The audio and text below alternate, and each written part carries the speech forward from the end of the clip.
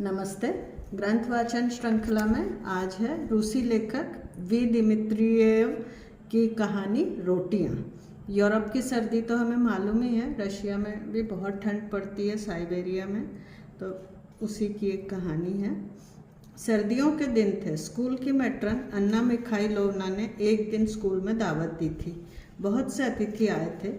उसी स्कूल का एक गरीब लड़का माल्यूइश दावत से एक दिन पहले ही अन्ना मिखाइलोवना के पास पहुंच गया था, दावत की तैयारियों में अपनी मैट्रन का हाथ बटाने। गरम और ताज़ा रोटियों की दावत थी। माल्यूइश ने रोटियां बनती देखी तो उसे अपनी माँ का ख्याल आ गया। माँ ने बहुत दिनों से गरम रोटियां नहीं खाई थी, हालांकि उसे गरम गरम रोटियां बहुत पसंद थीं। दावत शुरू हुई तो माल्यूइश अपने को रोक नहीं पाया। कहीं रोटियां खत्म हो गई तो, इसलिए उसने पहले ही अन्ना मिखाइलोवना से पूछ लिया, आंटी, मैं कुछ गरम गरम रोटियां माँ के लिए ले जाना चाहता हूँ, ले जा सकता हूँ ना? क्यों नहीं, मैट्रन ने प्यार से उसके गाल को थपथपाते हुए कहा, लेकिन पहले तुम तो खा लो। दावत खत्म हुई तो माल्यूइश ने घर चलने के बारे में सोचा। तभी अन्ना मिखाइलोवना का ध्यान बाहर की तरफ गया। बाहर अचानक बर्फ गिरने लगी थी और चारों ओर अंधेरा छा गया था, जैसे रात उतर आई हो। हालांकि अभी रात होने में देर थी। मौसम खराब होता देख अन्ना को चिंता हुई। ओह माल्यूइश, बाहर तो बहुत बर्फ गिर रही है। इस खराब मौसम में तुम घर कैसे जा सकोगे? माल्यूइश ने खिड़की से झांक कर देखा तो क्षण भर के लिए वह निराश हो गया, मगर जैसे ही उसे अपनी माँ के लिए गरम गरम रोटियां ले जाने की याद आई, वह उत्साहित होकर बोला, आप मौसम की चिंता न करें आंटी, मेरे पाँव घर तक का रास्ता अच्छी तरह पहचानते हैं। अन्ना मिखाइलोवना माल्यूइश के मन की बात समझ गई थी, इसलिए ज़्यादा विरोध नहीं कर सकी। अनमने मन से उन्होंने माल्यूइश को जाने की आज्ञा दे दी, किंतु जाने से पहले उन्होंने माल्यूइश को अच्छी तरह गरम कपड़े पहना दिए। उसके सिर पर भी गरम रुमाल बांध दिया और कुछ गरम गरम रोटियां भी उसे दे दी, उसकी माँ के लिए। माल्यूइश जब मैट्रन से विदा लेकर चला तो एक काले रंग का कुत्ता ब्लैकी भी माल्यूइश के साथ चल दिया। उन दोनों में अच्छी दोस्ती थी।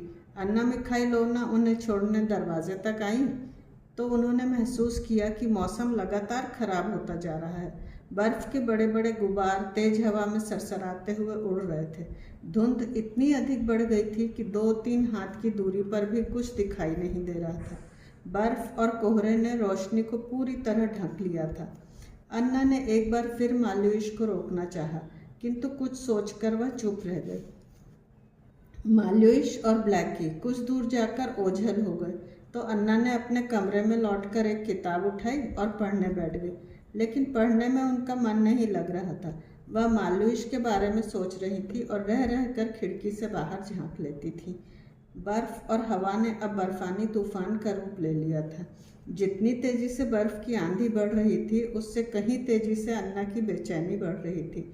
अचानक उन्होंने कुछ सोचा और तेजी से गर्म कपड़े पहनकर बाहर गली में निकल आई, परंतु अब अकेले जाने की हिम्मत नहीं पड़ रही थी, तो उन्होंने पड़ोस के एक लड़के इवान को साथ ले लिया।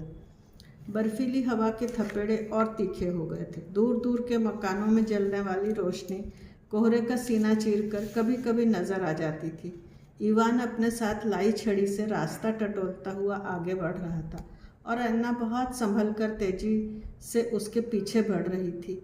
काफ़ी देर और बड़ी कठिनाई से वे लोग माल्यूइश के घर पहुँचे, जो स्कूल से बहुत अधिक दूर भी नहीं था। उन्होंने दरवाज़ा खटखटाया तो माल्यूइश की माँ फेडोशिया ने ही दरवाज़ा खोला, किंतु अन्ना के साथ इस मौसम में माल्यूइश के बजाय किसी और लड़के को पाकर वह चकित रह गई। इससे पहले कि फेडोशिया कुछ पूछ पाती, अन्ना मिखाइलोवना इवान के साथ तेजी से अंदर आई और दरवाज़ा बंद कर दिया। एक निगाह उसने घर में दौड़ाई और वैसा कोई संकेत न पाकर पूछ लिया, माल्यूइश कहाँ है? माल्यूइश? फेडोशिया ने सुना तो कलेजा मुंह को ही आ गया। क्यों, वह तो कल से स्कूल गया है, उसके बाद अभी तक नहीं लौटा है। अन्ना मिखाइलोवना को जैसे सांप सूंघ गया। उनके पैरों की शक्ति जाती रही। अपने आप को संभाल नहीं पाई तो पास पड़ी कुर्सी पर धम्म से बैठ गई। फेडोशिया अन्ना की ओर फटी फटी आंखों से देख रही थी। वह कुछ समझ नहीं पा रही थी। किसी अनिष्ट की आशंका से उसका मन बैठा जा रहा था। यह सब देखकर घर के दूसरे छोटे बच्चे भी रोने लगे थे।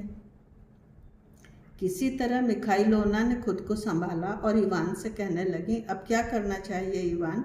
मेरा ख्याल है सब पड़ोसियों को इकट्ठा करके उसे तुरंत ढूंढना चाहिए। इवान दौड़ा दौड़ा फेडोशिया के पड़ोसियों के पास गया। कुछ ही देर में काफ़ी लोग फेडोशिया की झोपड़ी के पास जमा हुए। सभी को मालूइश की चिंता हो रही थी। निरंतर खराब होते जा रहे मौसम की वजह से तरह तरह की आशंकाएं उसके मन में उठ रही थी। मालूइश कहाँ होगा, कैसा होगा, उसे कैसे ढूंढा जाए, सब लोग यही सोच विचार कर रहे थे। तभी एक लड़का वहाँ दौड़ता हुआ आया। काफ़ी दौड़ने की वजह से वह हाँफ रहा था। उसने वहाँ जमा लोगों से लड़खड़ाते स्वर में कहा, उस छोटी पहाड़ी के पीछे गोदाम के पास एक कुत्ता लगातार भौंके जा रहा है। मैं वहीं से आ रहा हूँ। ऐसे मौसम में जब अन्य सभी जानवर कहीं न कहीं दुबके छिपे बैठे होंगे, उस कुत्ते का भौंकना मुझे आश्चर्यजनक लगा। थोड़ा रुककर फिर वह बोला, मुझे लगता है वह कुछ कहना चाह रहा है। इस पर सभी ने खामोश होकर अपनी शक्ति कुत्ते के उस स्वर को पकड़ने में लगा दी। अचानक अन्ना मिखाइलोना का ध्यान आया कि जब मालूइश उसके घर से चला था तो उसका काले रंग का कुत्ता ब्लैकी भी उसे उसके साथ छोड़ने आया था। अन्ना के कान वायरलेस की तरह काम कर रहे थे। तभी उन्होंने पहचाना, ब्लैकी, यह ब्लैकी ही है जो मालूइश के साथ साथ आया था।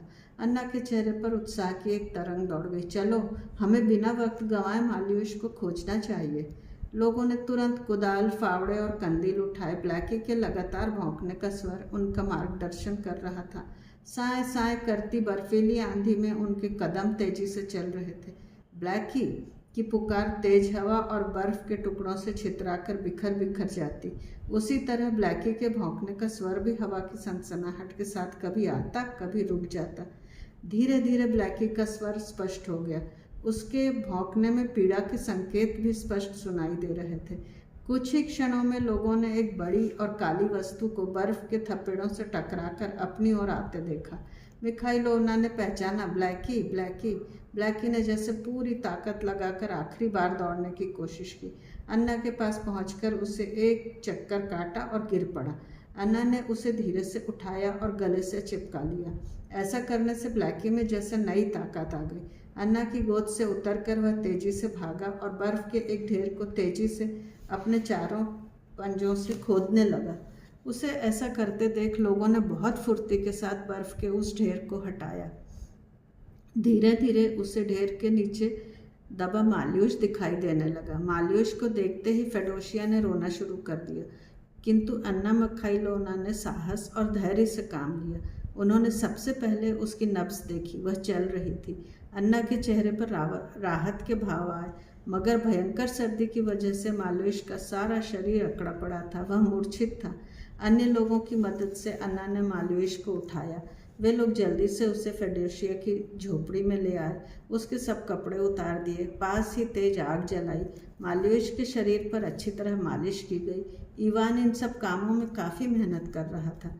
फेडोशिया अब भी धीरे धीरे सुबक रही थी। थोड़ी ही देर में मालूइश के शरीर में हरकत होने लगी। उसका अकड़ा हुआ शरीर धीरे धीरे खुलने लगा। यह देखकर वहां उपस्थित सभी लोगों के चेहरों पर हर्ष की लहर दौड़ गई। मालूइश के छोटे भाई बहनों की आंखों में खुशी के आंसू भर आए। धीरे धीरे मालूइश ने आंखें खोल दी। वह आश्चर्य से चारों तरफ देखने लगा।